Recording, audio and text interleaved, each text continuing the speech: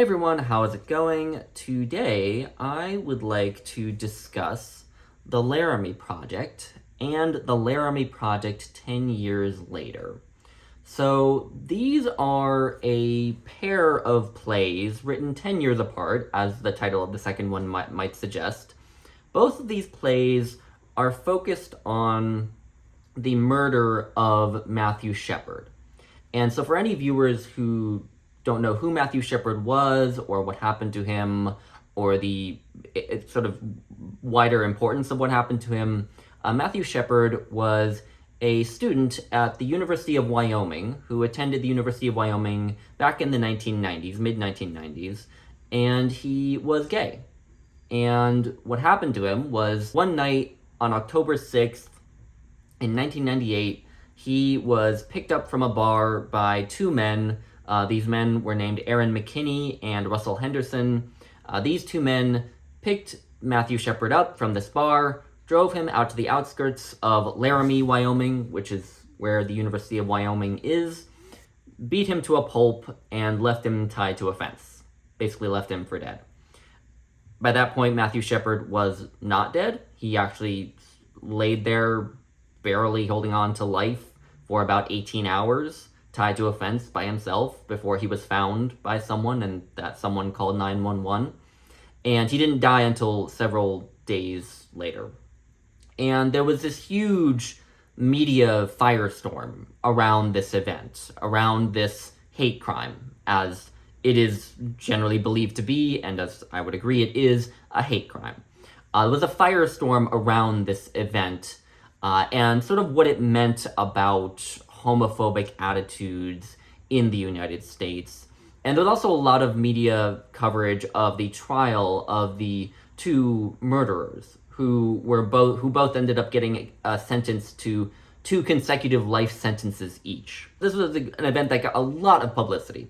And so the writing of these two plays is very unconventional. So I didn't mention an author when I first brought up the title of these two plays because I wasn't quite sure how to discuss the authorship, because they're written in a way that most of us don't think of when we think of how you write a play. Most of us, when we think of writing a play, we think, a playwright sits down, has a story they want to tell, they write it in a play, and then eventually it gets produced.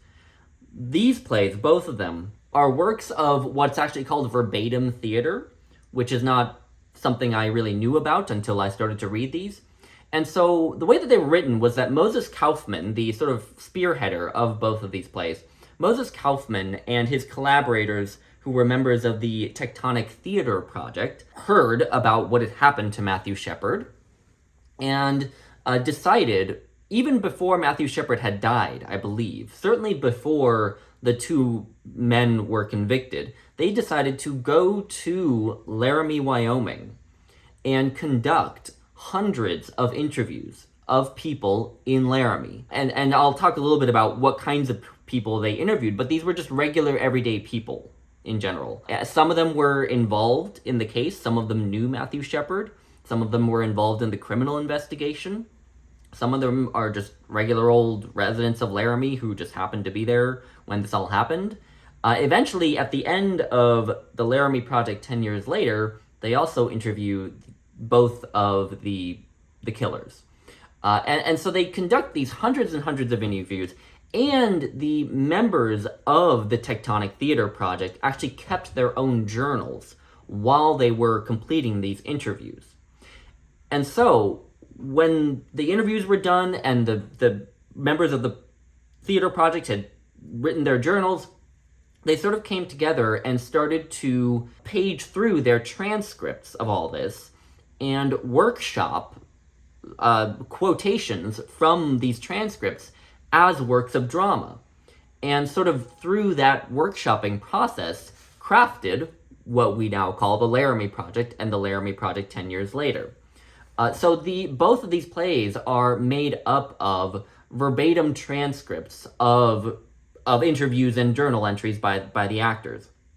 And the actors who put on these two plays, it's put on by a handful of actors who all kind of have to play a lot of different roles. It's actually really interesting reading the dramatis personae of both of these plays and looking at the list of the actors in the original production and the roles that they each took on, because they each took on a lot of different roles, including often playing themselves.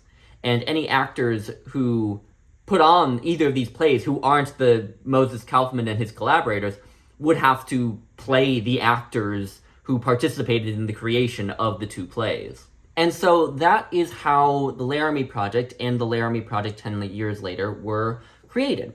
And so the Laramie Project was created right around the time when Matthew Shepard was first murdered and when the case, the criminal investigation into the two men who murdered him was still very fresh and basically ongoing.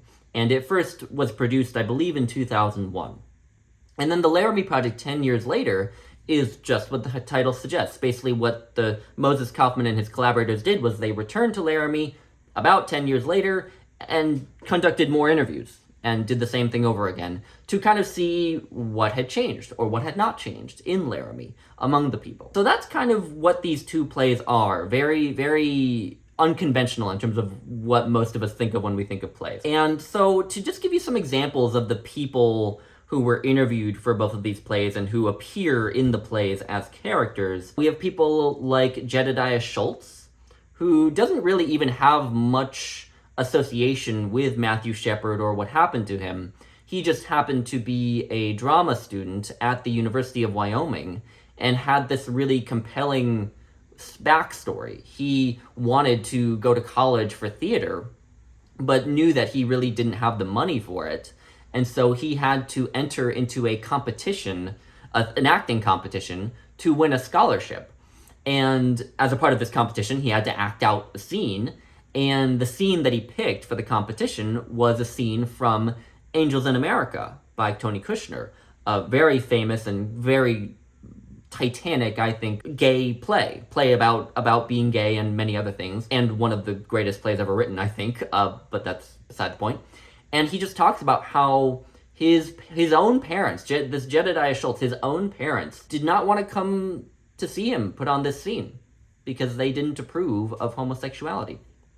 So you get people like Jedediah Schultz, and I also, just on a side note, I love that his name is Jedediah. It seems very Wyoming to have a guy named Jedediah, but that's beside the point.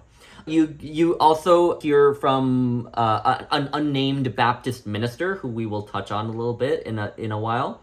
We hear from Father Roger Schmidt, who was a Catholic priest in Laramie who led the vigil for Matthew Shepard after his murder. Aaron Kreifels, who was the man who, by complete happenstance, found Matthew Shepard tied to the fence outside of Laramie and was the one who called 911. We hear from Reggie Flutie, who was the policewoman who first responded to the 911 call and went out and found Matthew Shepard. We hear from Marge Murray, who is actually the mother of Reggie Flutie, but basically otherwise is just a regular old Laramie resident. We hear from Catherine Connolly, who, again, not much of a relationship to Matthew Shepard or what happened to him, but was the first openly gay faculty member at the University of Wyoming. She's a lesbian. We also hear from Jonas Sloniker. Again, no direct relationship to Matthew Shepard or what happened to him, but he is a gay man who lived in Laramie, and so had a lot of feelings about what happened here. We hear from Matt Galloway, who was the bartender at the bar where Matthew Shepard was last seen the night when he was killed. When Matthew Shepard was picked up by the two men who would proceed to kill him, he was at a bar. And so Matt Galloway was sort of the last person to actually see him, who wasn't one of the killers. We hear from Rulon Stacy, who was the CEO of the hospital where Matthew Shepard was treated in the days between when he was found and when he died. And what's really kind of interesting about Rulon Stacy is that they're Mormon. They're a Mormon. They say that they actually didn't even approve of homosexuality, so to speak, but felt for this boy and what happened to him. We also eventually hear from Dennis Shepard, the father of Matthew Shepard.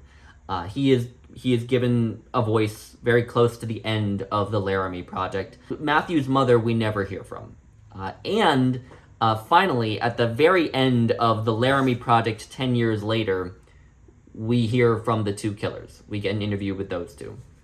And in addition to all these regular people who were involved with the murder, we actually hear dialogue, as I said, from the actors in the Tectonic Theater project and from Moses Kaufman himself. So these actors, when this play was first produced, were sort of on the stage playing themselves, in addition to playing all these other roles. So these are the kind of peoples we hear from, right? These plays are both made up of a kind of chorus of voices from many different, more or less ordinary people. And so it kind of resembles something like Walt Whitman's Song of Myself, which also kind of brings these voices and stories from many disparate people together as a sort of chorus. You could also compare it, I think, to something like Secondhand Time by Svetlana Alexievich, which isn't a play, but it is a nonfiction book that is basically a collection of transcripts of interviews that she sort of crafted into a cohesive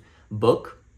And that book is about the fall of the Soviet Union and how people experienced that. So you can kind of compare it to works like that, I think. And the whole plays, the plays themselves kind of do have this feeling of being kind of a Greek chorus almost. In ancient Greek drama, you always had a chorus who kind of commented on the action that was happening in the play. And I feel like in these two plays, the entire play is the Greek chorus. And the tragedy is what happened to Matthew Shepard. And of course, we never really see that. We hear a lot about it. We learn a lot about the events leading up to what happened to him. But we obviously never hear from Matthew Shepard himself, and we never really see what happened. And I found this really, really powerful. I found both plays extraordinarily powerful. And I want to just touch on some of the major themes touched on in both of these plays. And the really big one that comes out is the kind of homophobic attitudes that led to this hate crime. And so what I think the Laramie Project and its follow-up are about kind of is that myth of small town America, that myth of the little town that's very tight-knit, where everyone loves each other, everyone gets along, everyone is accepted, the community is sort of self-sustaining. They don't need outside help. And also there's this idea of the live and let live attitude, that out west especially, if you don't bother other people, they won't bother you. Right? And this ideal of the American small town is rooted in some truth. Most ideals like that are rooted in some truth. But the plays do, to a degree, deconstruct that attitude, that live and let live attitude, as it's said. And that live and let live attitude is kind of articulated very early on by Marge Murray, again, kind of an ordinary Laramie resident. And she has this to say, specifically on the live and let live attitude as it regards being gay. And so this is what she says. As far as the gay issue, I don't give a damn one way or the other, as long as they don't bother me. And even if they did, I just say no thank you. And that's the attitude of most of the Laramie population. They might poke one if they were in a bar situation, you know. They had been drinking. They might actually smack one in the mouth, but then they just walk away. Most of them said they would just say, I don't swing that way, and whistle on about their business. Laramie is live and let live. Right, so that idea that if you don't flaunt your sexuality, people will leave you alone. Right? That's sort of the attitude here. And that attitude is confronted to a large degree in these two plays. Jonas Slonaker, who I mentioned earlier, is a regular old Laramie resident who happened to be gay, and he talks about how while this seems like a good way to live, ultimately it kind of allows bigoted attitudes to fester beneath the surface. So this is what he says. It's all in the Western literature, you know. Live and let live. Even my gay friends bring it up sometimes. That is such crap, you know? Basically what it boils down to, if I don't tell you I'm a fag, you won't beat the crap out of me. I mean, what's so great about that? That's a great philosophy. And I think a good point is made too about the use of language, about the use of homophobic language and how it may seem harmless to some people, but it can indirectly foster hate crimes like what happened to Matthew Shepard. And actually, the Father Roger Schmidt, the Catholic priest, who I will talk about some more, is really good on this. And he has this to say about that. You think violence is what they did to Matthew? They did do violence to Matthew. But you know, every time that you are called a fag, or you are called a les or whatever, and then one of the actors responds, or a dyke, and Father responds, yeah, dyke. Do you realize that that is violence? That is the seed of violence. So homophobic language, like the use of fag or dyke, is itself the seed of violence. And I think you kind of see that underneath that live and let live attitude. But on the other hand, the part of the reason that the Matthew Shepard case got so much national attention was because it happened in such a small town. Again, not that Laramie is a super small town, but smaller than a lot of towns in America.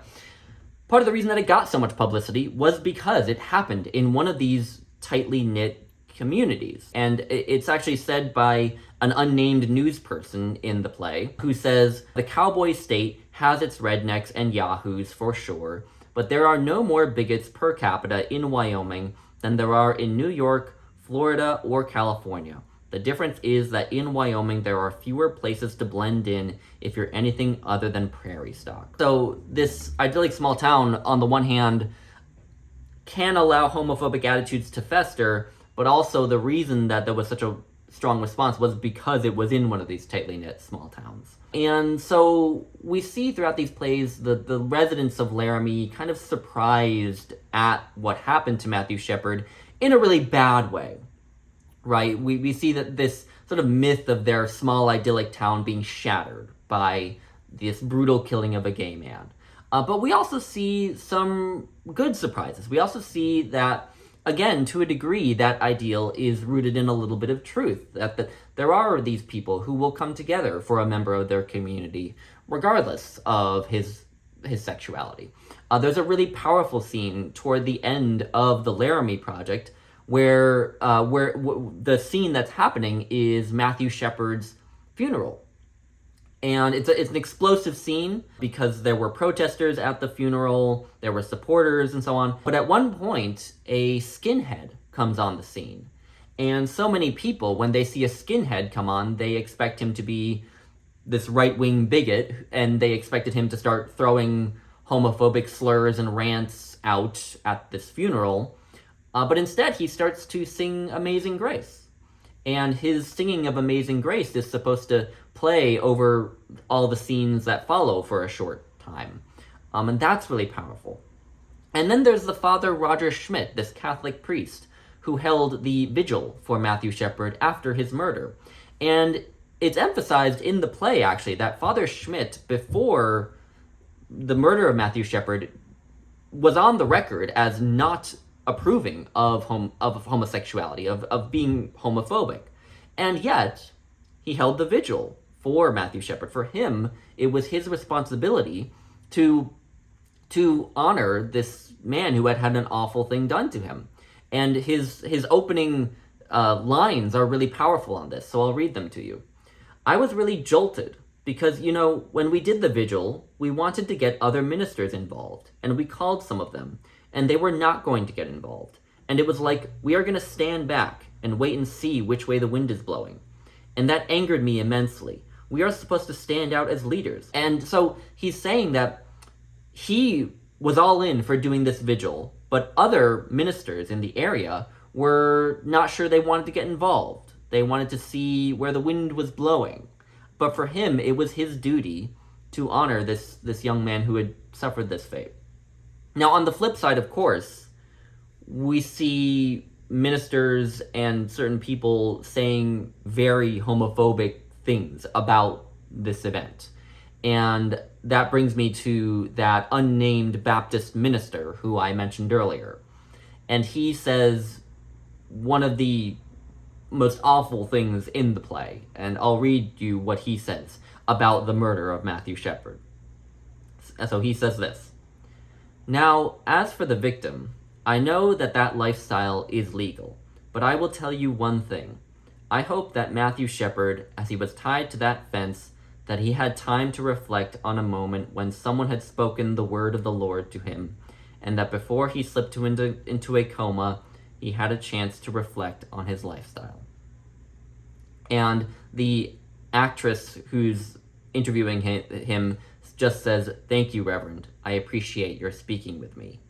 And then in one of the most powerful moments of the play, rain is supposed to begin falling on the stage. So anyway, I hope I don't really need to point out how disgusting this attitude of this Baptist minister is, right? Of course, he's worried about whether Matthew Shepard considered his lifestyle before dying. I mean, come on. Anyway, but so those two sides, I think, are really important because religion, for so many queer people, is a really toxic presence in their lives, which is well documented. But religious people can surprise us. Religious people, ministers, can surprise us. And something that's really heartening to see in the Laramie Project 10 years later is that some people's attitudes change, right? We see people's attitudes change. I think Father Roger Schmidt's attitude changed. But one really striking passage from the Laramie Project 10 years later is from Dave O'Malley, who was actually the principal investigator into the murder of Matthew Shepard. He investigated the two men who murdered him. And in the Laramie Project 10 years later, he has this to say about his own change in attitudes. You want to talk about change? These are his words. You want to talk about change? You know, quite frankly, before all this happened, that's how I believed. Pretty homophobic. The word faggot rolled off my tongue more often than I love you to my kids. But after what happened to Matt, I was thrust into a situation where I had to interact with the gay community. And those kids were fleeing town. And that was where I started realizing what a hate crime was. I mean, look, people get killed in liquor store robberies all the time. But I don't think twice about going in and buying a 6-pack of beer. But here, kids and adults too were leaving Laramie. And that fear, that's when I started realizing, I mean, that's terroristic. And so you see, I mean, this is a really powerful passage about someone's attitudes changing just as a result of him having interacted with people from the queer community. It's also a really good definition of what makes a hate crime, what distinguishes it from other crimes, right? As he says, people die in liquor store robberies all the time, but that doesn't make people afraid to go to the liquor store, right? Whereas when a gay man gets killed for being gay, it starts making other queer people, gay or lesbian or bisexual or transgender or whoever, nervous to be in that area. Right? That's what distinguishes it. And so it's a brilliant passage for that reason as well. And then on this subject too of just people surprising us, leaving open the possibility of being surprised by people, one of my favorite passages from the Laramie Project 10 years later is about what was called Resolution 17. So Resolution 17 in Wyoming was going to be an amendment to the Constitution, to the Wyoming Constitution, that would have mandated that marriage was between a man and a woman. So it effectively would have outlawed any possibility of same-sex marriage being legalized. And there's a really powerful passage where a lot of Democrats in the Wyoming legislature are just worried that it's going to pass, that they don't have enough votes to beat it. But what happens is conservative Republican Wyoming state representatives start to oppose the bill. There's actually a really great passage where a really widely respected conservative Republican politician has this long speech about how he does not approve of what this bill calls for. And so the resolution was defeated. So, you know, the plays are really good at critiquing this idea of that idyllic small town while showing the sort of grain of truth that is in it, and also showing the sort of how we can be surprised by people in an area where we would expect people to be homophobic, right? And how people's attitudes can change. And of course, about the homophobia that kind of can lead to this sort of thing. Another thing that we see in the plays in a little bit in the Laramie Project, but I think it comes out more in 10 years later, is questioning about why the Matthew Shepard case became so widely publicized. And this too tends to be laced with a lot of homophobic attitudes. So in the Laramie Project, there's one passage by a woman named Sherry Johnson who kind of argues that the only reason that the murder of Matthew Shepard got so much attention was just because he was gay. It was just that he was murdered for having nothing to do with him being gay. He was just murdered, but happened to be gay. And so the gay community, as a part of the quote-unquote gay agenda, made a big deal out of it to get attention, right? And so this is what she says. I'm going to quote what she says. But the other thing that was not brought out, at the same time this happened, a patrolman was killed. And there was nothing. They didn't say anything about the old man that killed him. He was driving down the road, and he shouldn't have been driving, and killed him.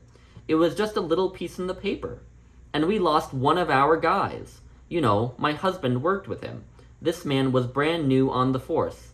But, I mean, here's one of ours. And it was just a little piece in the paper. So she's saying, you know, oh, well, this other guy was killed right around the same time as Matthew Shepard. Why didn't he get as much attention? And she claims that it's because he wasn't gay. And I feel like she kind of gives herself away when she says, I mean, here's one of ours, as she says. And she also refers to the guy who was killed as one of our guys. And so the implication in that is that Matthew Shepard is not one of our guys, is not one of ours. And so it's kind of discounting the idea that this was a hate crime and the importance of that. And then what comes out in the Laramie Project 10 years later is all this added information about Matthew Shepard's background. All this added information about Matthew Shepard's background that kind of added further fuel to the idea that perhaps this murder wasn't a hate crime. So what comes out, what kind of discussed in the Laramie Project 10 years later, is that Matthew Shepard may have done sex work, may have been a hustler. He also may have been a drug dealer. He may have dealt crystal meth. And he also was HIV positive, which I actually did not know that Matthew Shepard was HIV positive until I read the Laramie Project. I did not know that. But these other pieces of information come out about him, or supposedly about him. The HIV positive one is true. I know that that's verified. But the drug dealer and the fact that he was possibly a sex worker, I'm not sure that's quite as strongly verified. But you get the distinct sense that people are bringing this up in order to kind of discount the crime, right? It's like, oh, well, the person who was killed was, you know, HIV positive, was possibly selling drugs, was a hustler, and so on and so forth. And then there was also a concerted effort to argue that this was not a hate crime, that in fact the reason that Matthew Shepard was murdered was because the two killers wanted to steal drugs off of Matthew Shepard, and so that their killing of him had nothing to do with him being gay. Now, that is shown to be ridiculous by people who investigated the crime, and by the fact that we actually have interviews in the Laramie Project 10 years later with the two killers talking about how the reason that they wanted to kill him was because he was gay. So anyway, that comes out as well, this whole effort to kind of discredit the killing of Matthew Shepard as a hate crime. And at the end of the Laramie Project 10 years later, I feel like I should touch on this. We also get brief interviews with the two killers. And those are really kind of chilling. The interview with Russell Henderson is not quite as chilling. He, it seems, was much more the sort of sidekick in what happened. He kind of just followed what Aaron did, which doesn't absolve him, but does make him a little bit more sympathetic, at least. Whereas Aaron McKinney, it's just, the scene with him is a study in sociopathy. He has no remorse. He talks about killing Matthew Shepard like he would talk about going to the store to get groceries. And admits openly about the fact that he wanted to kill Matthew because he was gay. So the interview with the two killers are really fascinating in a chilling way. I do think it was really daring of Moses Kaufman and his collaborators to give a voice to the two killers, to at least let them speak, I suppose, because it would be easy to just leave them out completely and just let them be completely demonized, right? So I thought that was very brave of them. So anyway, that's a discussion of some of the main themes in the Laramie Project. At the end here, I just want to talk about the enduring relevance of the Laramie Project and the Laramie Project 10 years later, and the issues it discusses around homophobia, queerphobia, and hate crimes. Because, I mean, a lot of people have come to think that, like, gay people aren't oppressed anymore, that we don't need Pride Month, this, that, and the other thing. And if it hasn't become obvious that that is absurd, then I just want to drive home here at the end that discussions of hate crimes are going to be relevant until we have properly achieved liberation. I am recording this video on July 2nd, 2025, which is about 3 days, I believe, since 2 people were shot dead outside of the Stonewall Inn in New York City on Sunday, June 30th, which was the day of New York City Pride Parade. So 2 people shot dead at the Stonewall Inn, the epicenter of the start of the queer liberation movement, during Pride Month on the day of New York City's Pride Parade. Right, so that happened a few days before my recording of this. And I'm certain that the New York Police Department will find some way of rationalizing that it's not actually a hate crime. I've already heard a little bit about that. Earlier this year as well, we had this case of Sam Nordquist, again, right here in New York, the blue progressive state of New York. Sam Nordquist was a black transgender man from Minnesota originally, who met a girlfriend online, and the girlfriend was from New York, and he decided to come to New York to meet her, ostensibly, and then apparently was kidnapped by this girl and a band of her friends, and was tortured for months. Sexually abused, tortured, and died of his wounds, basically. And the police, again, found some way of ruling this not a hate crime. Again, I don't know how you do that, but nonetheless, they did. So hate crimes, discussions around hate crimes are still very much relevant. And then I guess I misspoke. I do have one more thing to touch on.